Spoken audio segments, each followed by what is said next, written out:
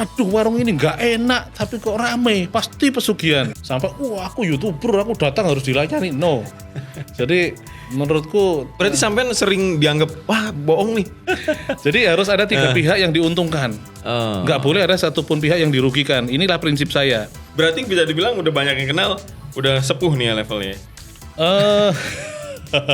Ya sudah, sekarang kita cicipi seperti apa rasanya. Bismillahirrahmanirrahim.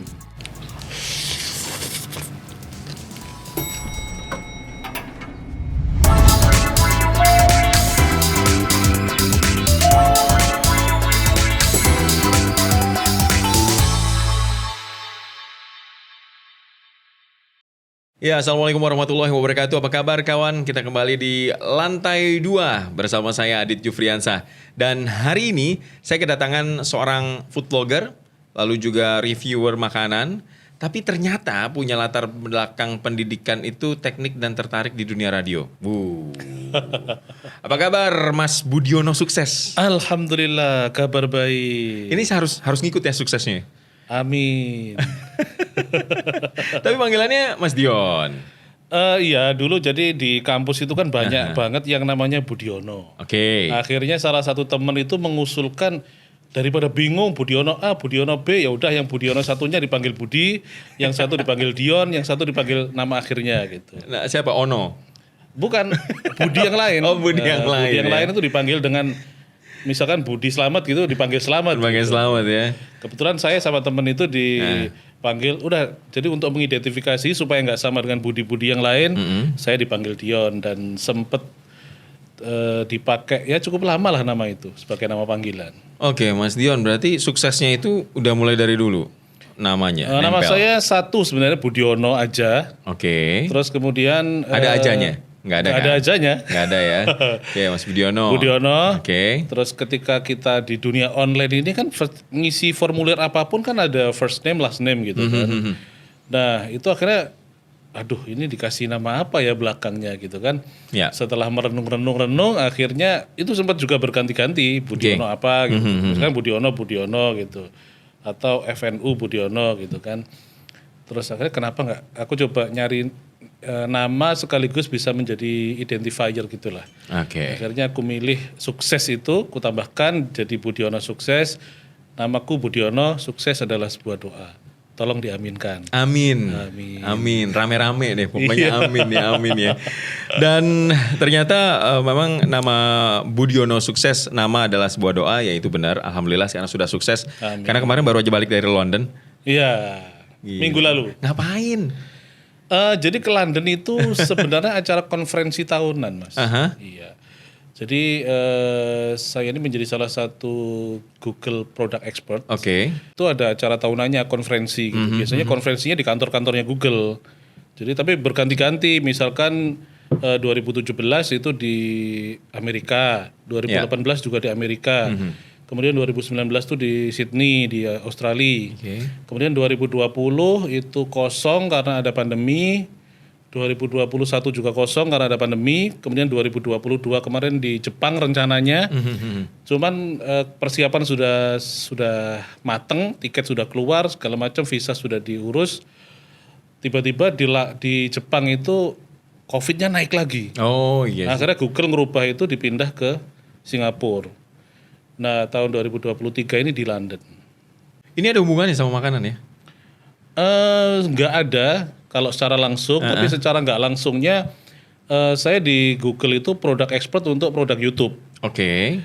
Produk expert itu jadi gini, Google itu punya forum diskusi di negara masing-masing. Dan forum diskusi itu yang pengguna-pengguna yang mengalami masalah itu akan bertanya di situ. Misalkan, oh channelku kenapa kok begini, channelku kenapa begitu gitu. Nah sebagai sesama YouTuber saya merasa terpanggil untuk membantu menjawabnya. Gitu. Nah kalau penanya ini merasa puas, dia akan menandai jawaban saya sebagai jawaban terbaik atau answer gitu, menandai sebagai jawaban. Dan ketika semakin banyak yang memberikan persetujuan atas jawaban saya, itu di situ ada semacam kayak level-level gitu. Sampai level berapa? Saya levelnya diamond sekarang. Paling tinggi tuh? Diamond tuh yang paling tinggi.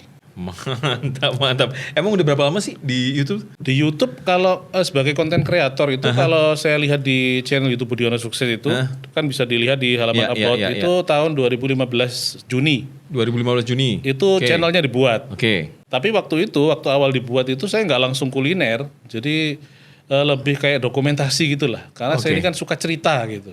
Kalau dulu sebelum ada YouTube, saya ceritanya lewat blog. Jadi saya punya blog budiono.net. Sampai sekarang pun masih ada teman, tapi sudah jarang diupdate gitu kan. Dulu ceritanya lewat tulisan. Misalkan saya lagi wisata ke Jogja, di sana makan apa. Waktu dulu saya tulisnya lewat blog. Oke. Cuman kalau blog itu kan cuman tulisan foto gitu kan.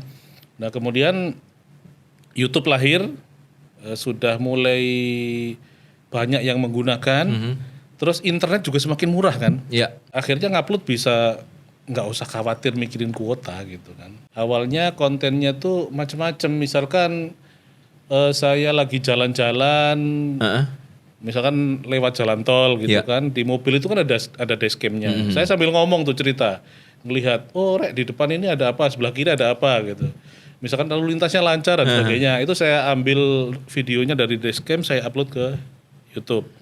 Kemudian misalkan jalan-jalan ke Jombang, di sana makan sop buntut enak. Itu langsung diceritain? Iya, saya rekam pakai HP aja waktu itu. Terus saya upload ke YouTube. Terus kemudian saya kadang-kadang bicara soal bisnis gitu kan. Tapi dari berbagai macam jenis video yang saya upload itu ternyata kuliner yang paling banyak mendapatkan respon. Oh, jadi makanya dari situ kuliner baru fokus ke kuliner. Baru fokus ke kuliner. Itu tahun berapa, Mas? Mulai ngupload video tentang kuliner itu seingat saya 2018-an. Tapi belum seserius 2 tahun 3 tahun terakhir lah. Jadi sekedar datang ke warung, saya rekam pakai HP gitu kan. Saya upload ke YouTube, yang komen banyak. Kemudian karena dulu waktu itu belum ada standar konten yang saya terapkan. Banyak yang tanya, ini alamat detailnya di mana, buka jam berapa, harganya berapa gitu. Interaksinya paling banyak yang kuliner. Akhirnya ya udahlah saya bikin videonya lebih banyak kuliner. Dan dari yang awalnya cuman sekedar aja, misalkan aku jalan ke Madiun, makan di sana tak rekam. Aku makan di Ponorogo direkam. Artinya cuman mumpung ke sana kita rekam gitu.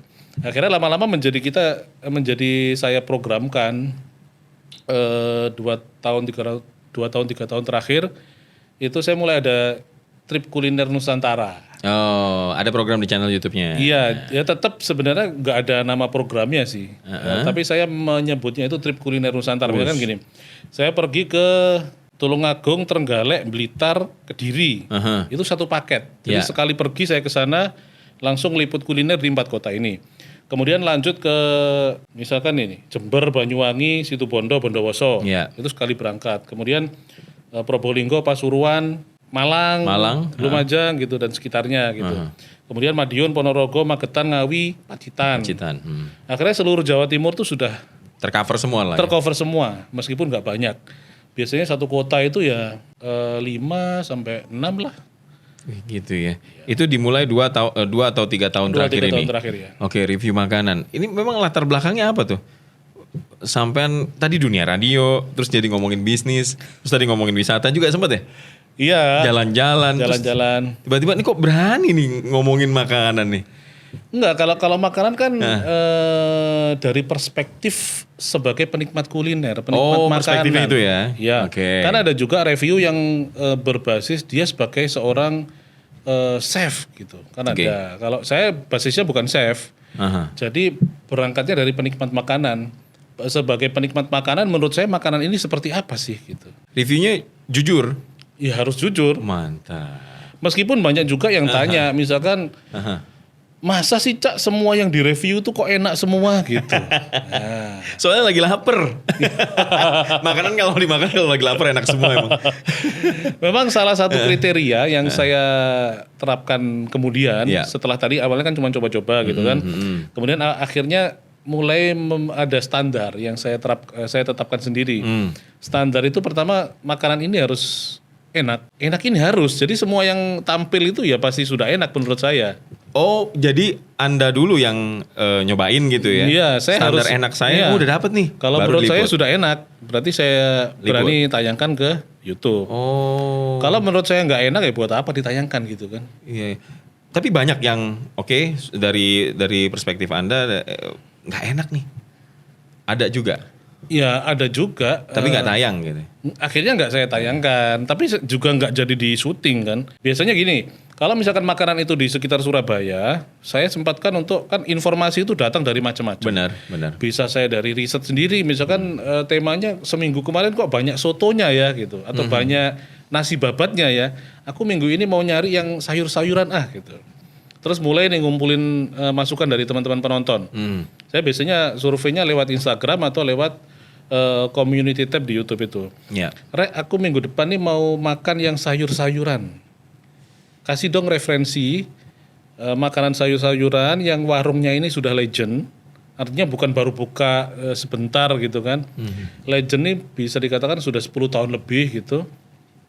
Terus kemudian makanannya ini enak dan harus halal 100%. Artinya dia juga nggak jual makanan lain yang tidak halal gitu. Nah dari situ nanti teman-teman ngasih masukan. Dari masukan-masukan ini nanti saya bikin long list dulu, terus dicek satu persatu, dicek alamatnya, jam bukanya, dicek di Google Maps, titik tepatnya di mana gitu.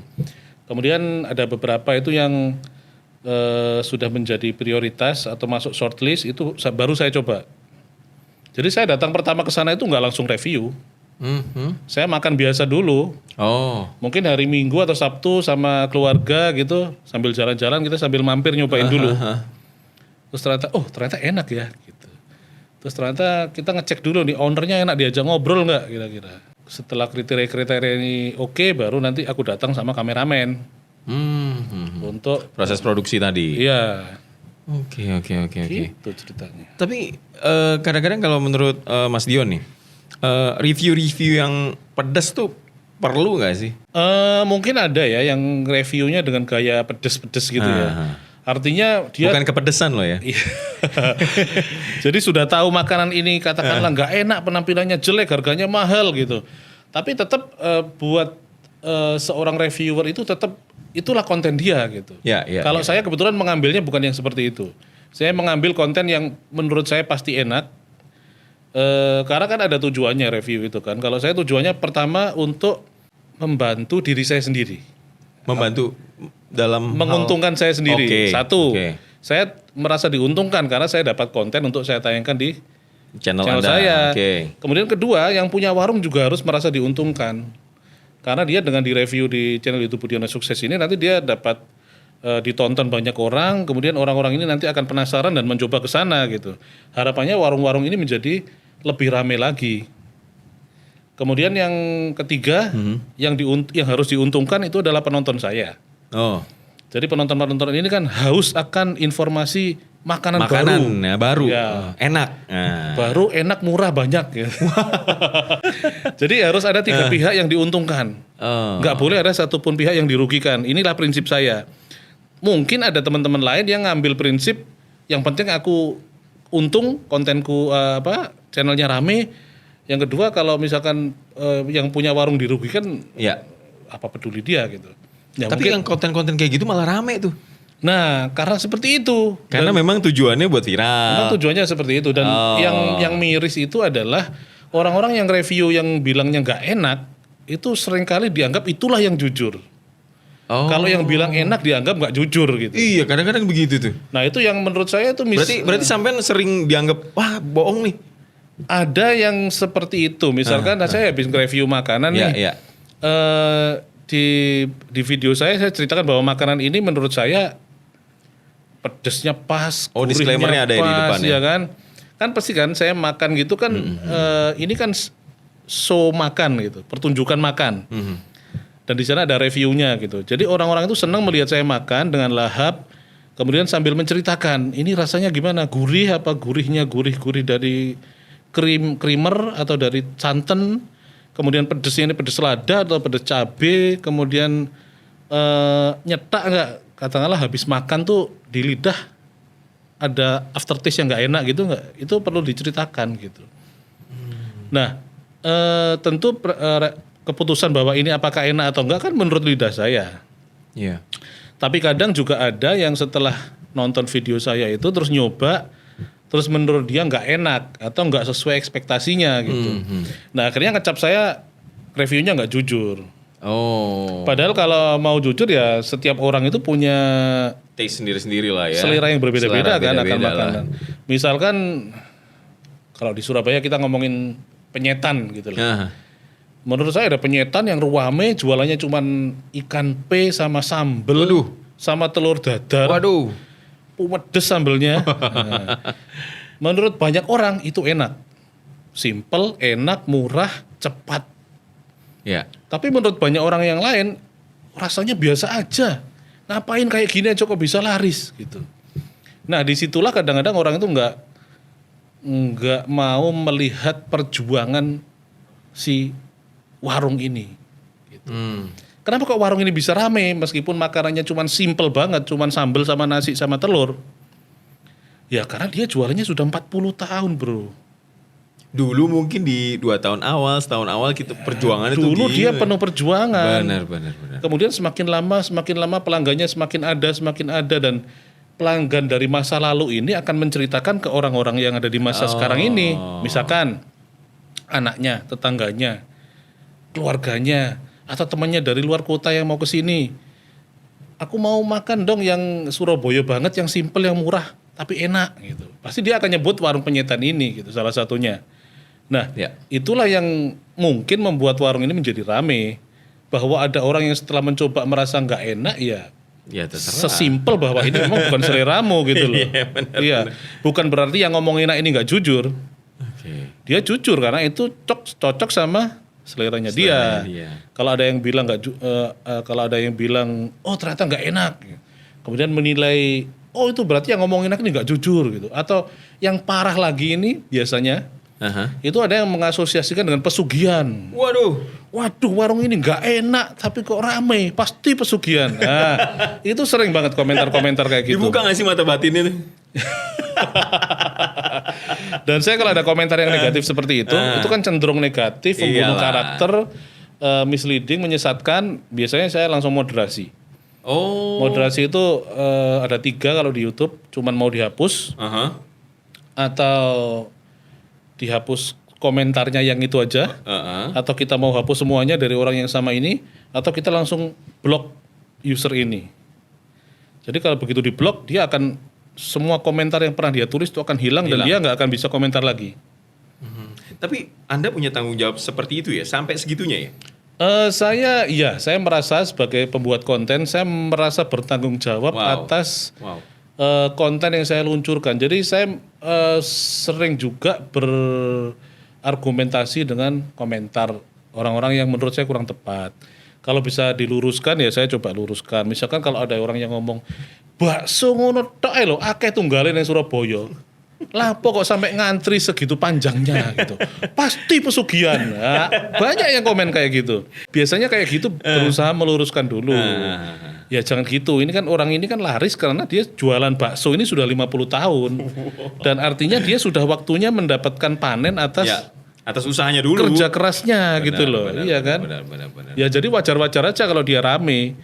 Kayak ada bakso di Sidoarjo yang sangat terkenal meskipun itu di dalam gang. Yuk dicariin orang. Rame banget. Rame. Banyak orang-orang yang nggak tahu sejarahnya langsung berkomentar negatif. Ini pasti pesugihan ini, pasti pakai toyol ini gitu kan.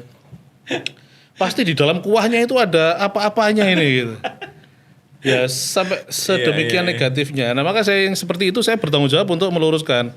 Kalau sudah dijawab dan dia tetap ngeyel, mendebat yang menurut saya cenderung kurang produktif ya langsung aja diblokir. Berarti seorang reviewer, food vlogger apapun sebutannya ya, yang berhubungan sama usaha orang khususnya soal makanan, ya tanggung jawabnya bisa lebih besar, bukan cuma sekedar Iya. komentar atau kasih opini gitu ya. Punya tanggung jawab moral sih menurut saya. Wah, Tapi mungkin ya orang lain, reviewer lain mungkin berbeda cara pandangnya. Iya, Kalau iya, saya iya. sendiri merasa punya tanggung jawab moral gitu. Kalau ada yang komentar negatif, saya wajib untuk meluruskan. Kalau diluruskan nggak bisa ya sudah kita blok, daripada dia nanti akan menjadi penyakit. Nanti ada ketika komen negatif itu dibiarkan, Ya. orang lain akan baca dan kalau dia percaya, maka dia akan berdampak negatif ke warung yang dikomentari jelek ini gitu. Kalau sampai segitunya ada hitungan bisnisnya nggak sih kalau review sama Mas Budi, Mas Dion? Hitungan bisnis gimana nih? Ya kerjasama gitu atau ya udah deh barter deh atau gimana gitu. Oh, kalau review makanan-makanan Makanan, itu saya hampir sebagian besar itu saya nge-review secara sukarela. Jadi karena saya melihatnya berdasarkan beberapa kriteria tadi. Pertama legend. Terutama Oke. kalau semakin legend saya semakin semangat udah tahu. Misalkan ini warung sate tapi dia jualan sudah 70 tahun. Ada juga warung sate di Madura itu yang sudah 120 tahun. Ada tuh. Yang jualan kakeknya kemudian sekarang generasi ketiga tapi Wow. alhamdulillahnya mereka itu usianya panjang-panjang, ada yang 70 tahun, 80 tahun gitu. Jadi ketika kakeknya ada ini dia sudah bantu sampai kakeknya tua, sampai kakeknya meninggal, kemudian dilanjutkan, kemudian dilanjutkan anaknya dan bapaknya sama anaknya ini sekarang sudah sama-sama tua, sudah 70 dan 80 gitu. Nah, di situ tuh kan ada semacam cerita yang bisa saya gali lah. Gitu. Gimana dulu ceritanya, siapa yang mulai? Karena di konten saya ini ada step-step, ada alurnya.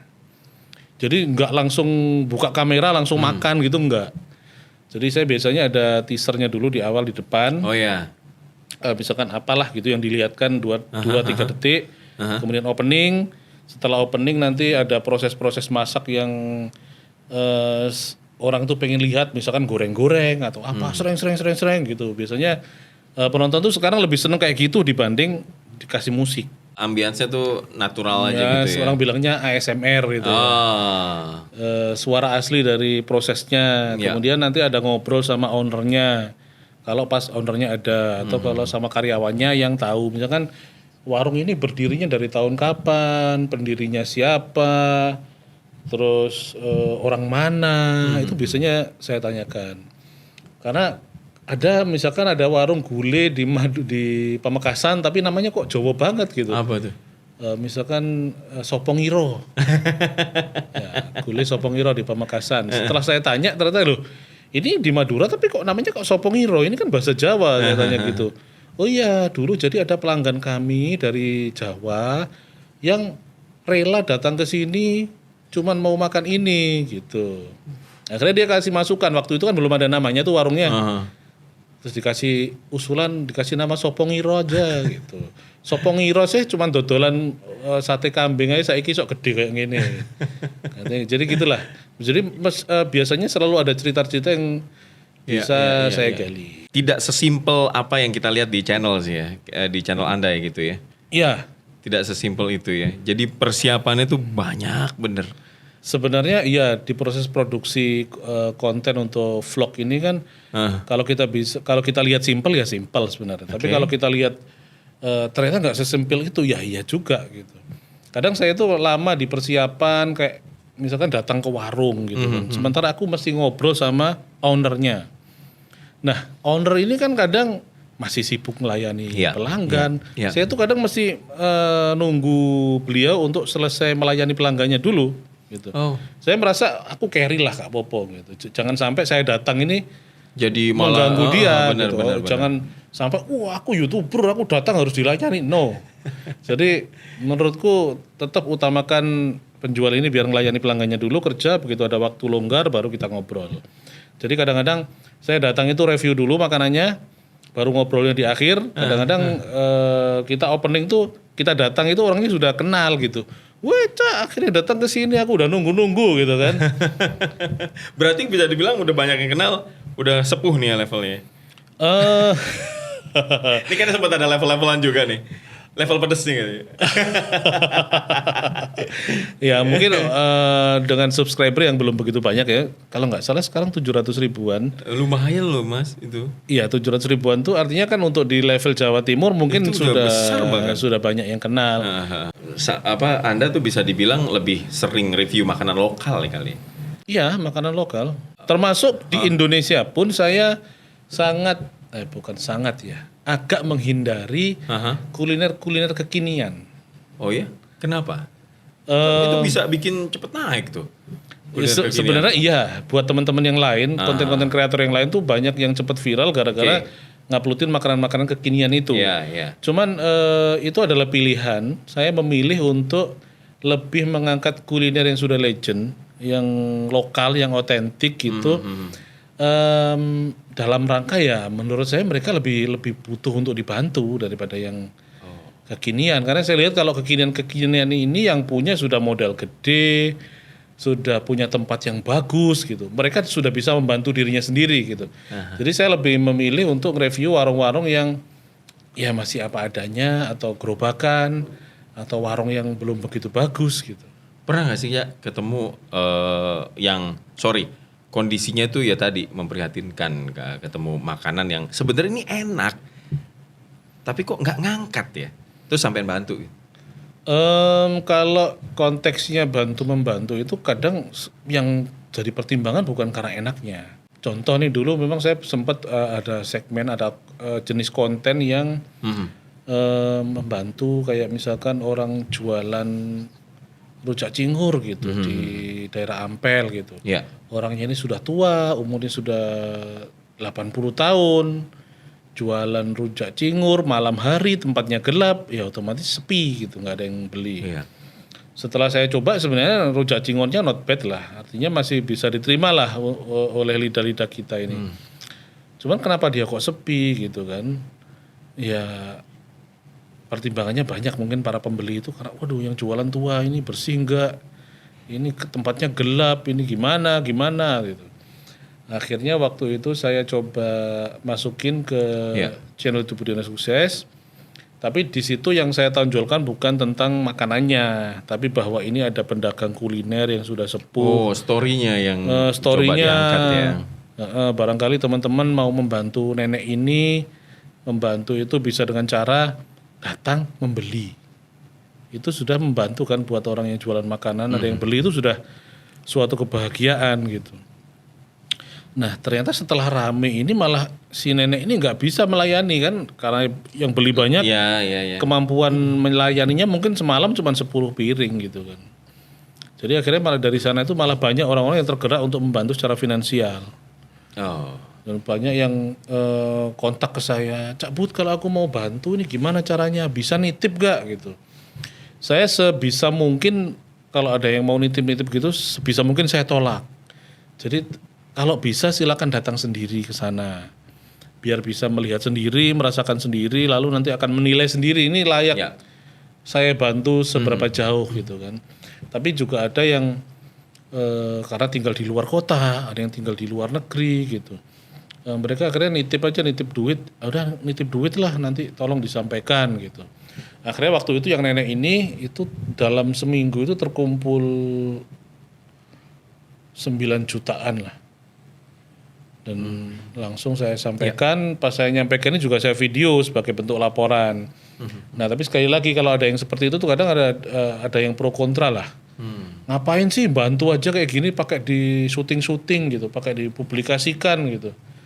Itu ikhlas nggak bantunya? Nah, gitulah. Netizen kelas berapa Itulah netizen kita. Selalu ada yang bisa diperkarakan. Selalu ada yang rebel terus ya. Begitulah. Ya. Iya. Oke. Nah, Mas Dion, ketika Anda tahu gitu ya, video Anda itu ternyata berdampak, bukan hanya didatangi orang dan orang si pemilik warung tuh senang karena makanannya disebut enak gitu ya. Tapi dampaknya lebih luas lagi, apa sih yang Anda rasakan? Dampaknya gini, kebetulan saya kan ada janjian sama temen mau survei pabrik di Gresik. Terus karena waktunya masih 30 menit, saya pertimbang, mampir dulu lah makan nasi kari kambing gitu. Nah kari kambing ini saya review sebulan yang lalu. Karena pas lewat depan dekat stasiun Pasar Turi, sekalian saya mampir dan makan di situ. Ternyata beliau ini sangat terharu. Alhamdulillah, Cak Budi mrene maneh rek ngono. Ternyata beliau ini sudah lama menunggu-nunggu dan mencari cara untuk ngontak, katanya mencari cara untuk berterima kasih gitu. Katanya setelah saya review itu waktu itu ya banyak banget yang datang ke situ. Banyak banget sampai ya dia sangat merasa terbantu gitulah. Ya akhirnya ketika biasanya sih umumnya kalau warung-warung yang merasa terbantu itu ketika kita datang lagi tuh nggak mau dibayar biasanya. Udah kita diservis, diambilkan, pulangnya nggak boleh bayar gitu. Tapi ya sebenarnya menurut saya nggak usah lah seperti itu. Cukup ya berterima kasih, oke terima kasih. Kalau masalah itu jadi rame atau enggak tuh menurut saya iya oke. Setelah saya masukin ke channel saya jadi lebih rame gitu. Tapi menurut saya itu lebih sebenarnya ya sudah rezekinya dia gitu. Sudah rezeki si warung ini setelah masuk banyak yang nonton, banyak yang nyoba dan akhirnya rame. Setelah mereka nyoba, mereka puas, akhirnya kembali lagi. Dan akhirnya langganannya kan semakin banyak gitu ya. Menurut saya sih kembalinya ke rezeki masing-masing. Karena ada juga yang setelah direview itu ya tetap misalkan setelah direview banyak yang penasaran, sudah nyoba, ternyata habis itu sudah sepi lagi gitu. Ya mungkin faktor rezeki tadi. Atau kalau mau kita breakdown secara ilmiah, barangkali setelah nyoba dia gagal memuaskan pelanggan barunya. Oh bisa jadi. Ya. Mas Dion, paling enak makanan apa nih? Favorit? Makanan favorit saya tuh nggak jauh-jauh dari satu ya makanan yang sudah familiar dari kecil, yaitu nasi pecel. Nasi pecel dengan segala variasinya karena di sekitar sini aja itu nasi pecelnya beda-beda. Iya.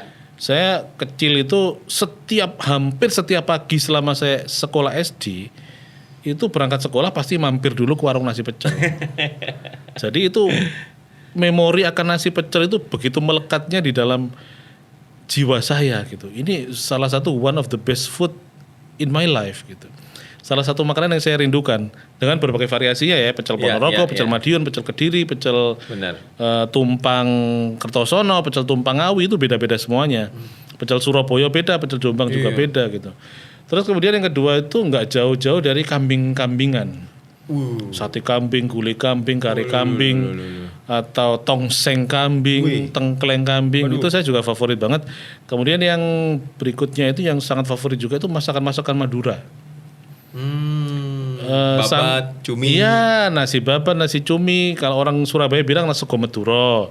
Kalau di Gresik itu ada sego krawu. Itu sebenarnya juga masakan Madura. Terus di Malang itu baru tahu nih, Akun. Saya baru tahu tuh. Iya kan orang Madura yang ke Gresik gitu kan akhirnya mereka jualan seperti itu jadinya sego krawu. Nah, sego krawu ini ceritanya juga yang jualan hampir semuanya orang Madura. Memang ini di awal-awalnya dulu ya orang Madura yang ke Gresik terus jualan sego krawu ini. Terus kalau di Malang pernah makan segobuk. Oh, segobuk. Nah, itu juga masakan Madura kan. Ya. Atau kalau ke Bangil itu ada sego punel, ya sama itu juga masakan Madura yang Madura. Terus kalau di sekitar sini yang paling banyak ya sego babat, sego bebek, cumi. Sego cumi hitam ya wis lah enak kabeh, Mas. Oke. Saya mau kita nggak ngadirin itu sih. Kita nggak mau menyediakan itu, nggak mau sego cumi, sego babat, terus sego apa lagi tadi tuh sego krawu gitu ya. Enggak. Tapi saya mau kasih ada makanan nih. Ini khasnya Suara Surabaya Center. Widih. Saya pengen tahu kalau Mas Dion ini lagi nge-review makanan tuh kayak gimana? Monggo deh, review sejujur-jujurnya. Kalau nge-review makanan itu pertama, ini saya harus ngikutin bukan gimana? Saya akan ceritakan tentang pas opening di scene reviewnya. Saya mau cerita mesti. Nah, ini dia satu porsi mie goreng keluntung Pak Sopo dari Food Traffic Suara Surabaya. Dan ini tadi satu porsi harganya katakanlah Rp15.000. Disajikan di dalam wadah berupa bowl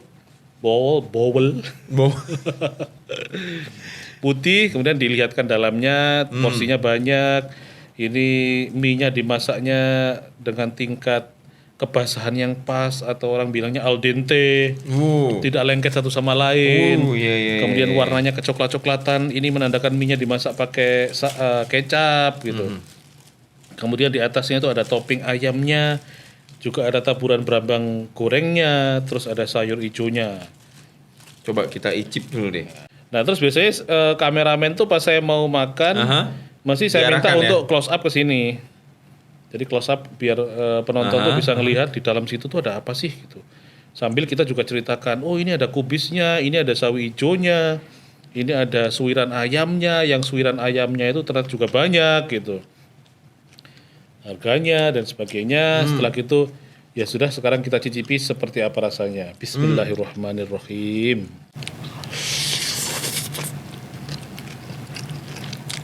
Enak yang ngeliat nih.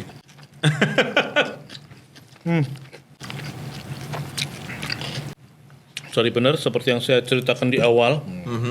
Mie-nya al dente, tidak lengket satu sama lain. Bumbunya kecoklat-coklatan. Taste-nya gurih-gurih manis. Kemudian keberadaan kubis itu membuat sensasi kriuk-kriuk yang sedap banget. Nah, Mantep. lanjut lagi. Terus nanti ada beberapa scene. Biasanya saya mesti menghabiskan makanan yang saya review itu. Ininya juga nih. Es garbis. Es garbis. Es garbis ya namanya bener ya. Dia habis menikmati mie kelundungnya. Sekarang kita segarkan dengan es garbisnya. Nah, ini garbisnya diserut-serut. Di dalamnya esnya banyak. Pakai juruh. Warnanya merah kekuning-kuningan. Nah, Ini teman-teman, Anda bisa dapetin ini di Food Traffic. Food Traffic Surabaya. Namanya Saya Suka. Saya suka nih ya. Ini biasanya kalau ada sesuatu di dalam sini yang bisa dibikin suara gini, saya akan dekatkan gini. Oh gitu ya caranya. Ya, karena mic itu kan saya pakai clip on taruh sini. Jadi saya dekatkan gini terus. Nah, terus sensasi minum itu kalau seger ya, penonton wajib tahu kalau ini benar-benar seger. Sekarang kita cicipi seperti apa es garbisnya. Bismillahirrahmanirrahim. Waduh.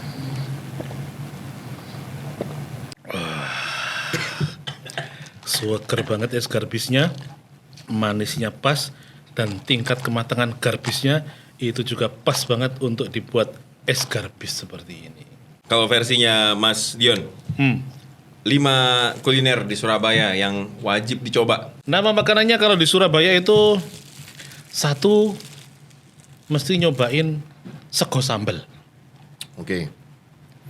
Itu makan yang simple, merakyat banget, tapi rasanya itu nikmatnya tembus sampai ke hati. Kemudian sego Madura. Sego Madura. Ya. Kemudian bebek. Oh. Kemudian soto.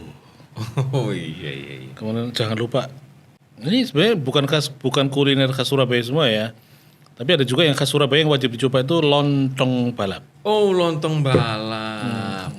Mas Dion, makasih banget sudah datang ke lantai 2. Oke, terima kasih juga. Udah nge-review makanan dan saya sih miss-nya itu tentang bagaimana manfaat yang didapat dari custom buat warungnya, buat penontonnya, dan juga buat konten buat kreatornya. konten kreatornya. Oke, kita lanjut makan. Bye bye. Dadanya pakai mie ya.